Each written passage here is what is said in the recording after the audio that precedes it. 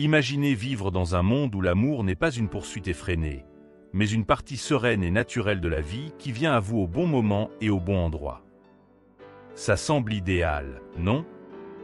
Vous êtes-vous déjà retrouvé à chercher l'amour sans relâche pour finir par vous sentir plus seul que jamais?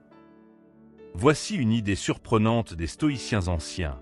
Chercher l'amour pourrait en fait le repousser. Pourquoi cette idée contre-intuitive pourrait-elle être la clé non seulement pour trouver l'amour, mais aussi pour l'expérimenter dans sa forme la plus pure? Et si je vous disais que le secret pour véritablement expérimenter l'amour consiste à ne pas le poursuivre du tout? Aujourd'hui, nous plongeons dans la sagesse des stoïciens pour découvrir pourquoi chercher l'amour pourrait être la plus grande erreur dans votre quête du bonheur.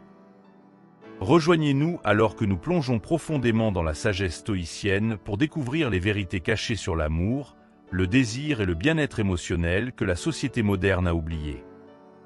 Assurez-vous de vous abonner et d'activer les notifications car aujourd'hui, vous êtes sur la voie de découvrir comment attirer un amour authentique en faisant ce qui semble le moins probable, en le laissant aller. Ne manquez pas cette perspective qui pourrait changer votre vie et redéfinir votre approche des relations pour toujours. Ne vous contentez pas de regarder, plongez, engagez-vous avec nous et partagez une de vos suggestions dans les commentaires ci-dessous avant de commencer la vidéo, car cela pourrait être un vrai changeur de jeu. Défiez-vous d'appliquer ces pratiques. L'illusion du contrôle. La philosophie stoïcienne nous enseigne le dichotomie du contrôle, un principe fondamental qui distingue ce qui est sous notre contrôle de ce qui ne l'est pas. Épictète, un philosophe stoïcien célèbre, a dit « Certaines choses sont en notre pouvoir, d'autres non. En notre pouvoir, notre opinion, notre motivation, notre désir, notre aversion, et en un mot, tout ce qui est de notre propre fait. Pas en notre pouvoir, notre corps, notre propriété, notre réputation, notre position, et en un mot, tout ce qui n'est pas de notre propre fait. L'amour, étant une émotion ressentie par un autre, tombe clairement dans cette dernière catégorie. Lorsque nous cherchons l'amour, nous tentons de contrôler l'incontrôlable, les sentiments et les désirs d'une autre personne, ce qui nous prépare à la frustration et à la déception. Plus nous essayons de forcer l'amour ou d'organiser des résultats spécifiques dans nos relations, plus nous nous éloignons du cours naturel des émotions humaines. Marc Aurèle, un autre stoïcien vénéré, conseillait « Tu acceptes les choses auxquelles le destin te lie et aime les personnes avec lesquelles le destin te rassemble, mais fais-le de tout ton cœur. » Cette citation met l'accent sur l'acceptation plutôt que sur la force. Chercher l'amour implique souvent de tenter de manipuler des situations ou des personnes pour correspondre à notre idéal de ce que l'amour devrait être, plutôt que de permettre aux relations d'évoluer naturellement et authentiquement. Au lieu de dépenser de l'énergie à chercher l'amour, le stoïcisme nous guide à investir en nous-mêmes et dans nos propres vertus. Sénèque, un philosophe stoïcien, a écrit « Toutes les conditions de notre sort humain sont sagement ordonnées. Il vaut mieux accepter les choses qui dépassent notre pouvoir et s'adapter gracieusement à ce qui est donné plutôt que de nous emmêler dans une lutte sans fin contre le monde extérieur. » En redirigeant notre attention des poursuites externes comme chercher l'amour à la croissance interne et à l'amélioration de soi, nous cultivons un sentiment de paix et de confiance en soi. Cette approche non seulement s'aligne avec les enseignements stoïciens, mais augmente également nos chances de former des connexions authentiques basées sur le respect mutuel et la compréhension plutôt que sur le besoin ou le désespoir. La valeur de l'autosuffisance. Le stoïcisme nous enseigne l'importance de développer une complétude intérieure, un concept étroitement lié à l'idée de l'autosuffisance. Épictète, un philosophe stoïcien éminent, a déclaré « La liberté est le seul but digne dans la vie. Elle est obtenue en ignorant les choses qui échappent à notre contrôle. » Cette philosophie est cruciale lorsqu'il s'agit de l'amour et des relations. En cherchant l'autosuffisance, nous nous efforçons de trouver le contentement et le bonheur de l'intérieur plutôt que de compter sur les autres pour les fournir.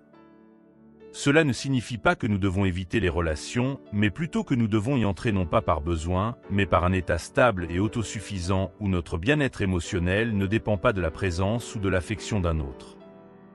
En pratique, L'autosuffisance signifie se concentrer sur la croissance personnelle et l'amélioration de soi.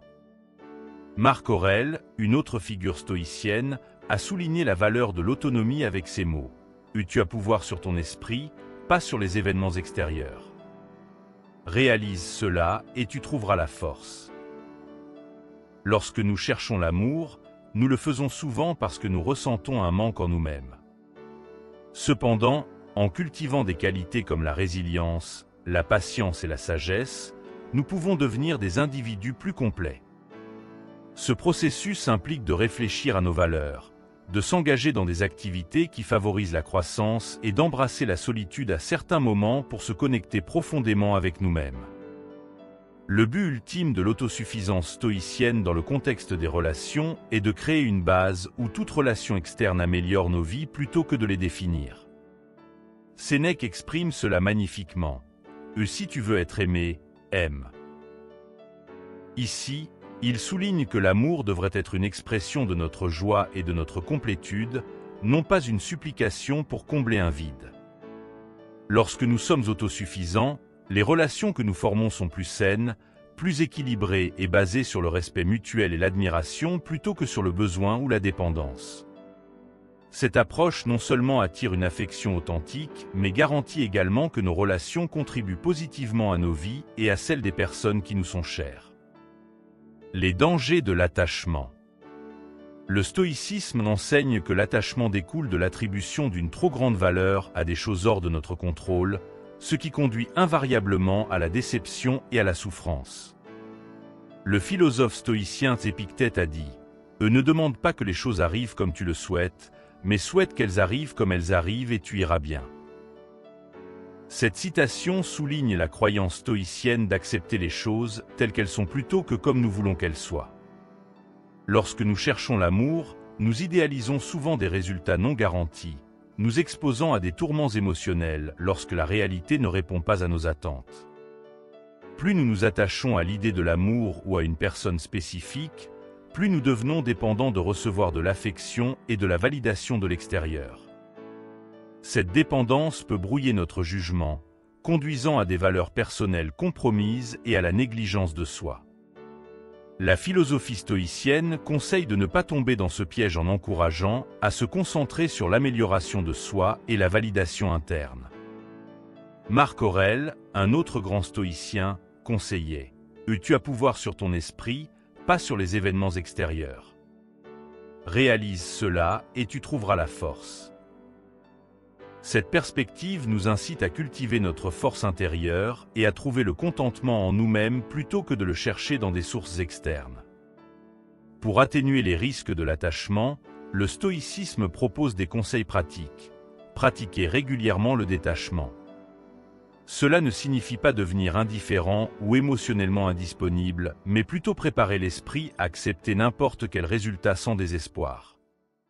Sénèque, un philosophe stoïcien, recommandait des réflexions quotidiennes sur l'impermanence et la nature éphémère de toute chose, y compris les relations. En contemplant la nature temporaire de la vie, nous apprenons à apprécier le présent sans un investissement émotionnel excessif dans un résultat spécifique. Cet état d'esprit non seulement réduit la souffrance, mais renforce également notre résilience émotionnelle globale. Trouver l'amour en le laissant aller.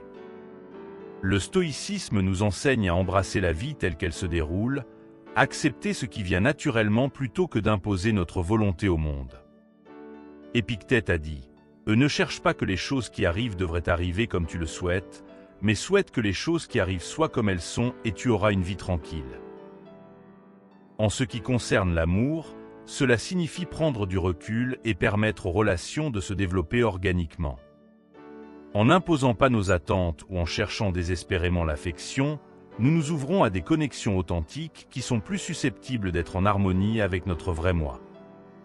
Marc Aurèle conseillait « Ne perds plus de temps à argumenter sur ce qu'un homme bon devrait être. Sois un homme bon. » En d'autres termes, plutôt que de chercher l'amour, concentrez-vous sur devenir la meilleure version de vous-même. Lorsque nous nous engageons dans notre propre développement personnel et que nous vivons selon nos valeurs, nous attirons naturellement des personnes qui apprécient ces qualités en nous. Cette approche nous permet d'établir des relations basées sur l'authenticité et le respect mutuel, plutôt que sur la nécessité de combler un vide émotionnel. Sénèque nous rappelle que la vie, si elle est bien vécue, est suffisamment longue. En se concentrant sur la qualité de notre propre vie et en embrassant le moment présent, nous trouvons la paix et la satisfaction en nous-mêmes. Paradoxalement, c'est souvent lorsqu'on cesse de chercher l'amour activement qu'il vient à nous de manière la plus naturelle et la plus profonde. L'attraction par l'authenticité. Lorsque nous arrêtons de chercher l'amour et que nous nous concentrons sur le développement de notre propre caractère, nous devenons naturellement plus attirants pour les autres. L'authenticité est magnétique. Les gens sont attirés par ceux qui sont à l'aise avec eux-mêmes et qui ne cherchent pas désespérément l'approbation ou l'affection. En cultivant des vertus stoïciennes telles que la sagesse, le courage, la justice et la tempérance, nous devenons des individus plus équilibrés et épanouis. Cette stabilité intérieure se traduit par des relations plus solides et plus saines, car elles sont basées sur une appréciation mutuelle et non sur des besoins ou des attentes non comblées. Les stoïciens nous enseignent que l'amour authentique n'est pas quelque chose que l'on cherche activement, mais quelque chose que l'on attire naturellement en étant vrai avec soi-même. Lorsque nous vivons selon nos valeurs et que nous embrassons la vie avec acceptation et gratitude, nous devenons des aimants pour les relations significatives et profondes. C'est en cessant de chercher désespérément l'amour que nous ouvrons la porte à la possibilité de le trouver dans sa forme la plus pure et la plus durable.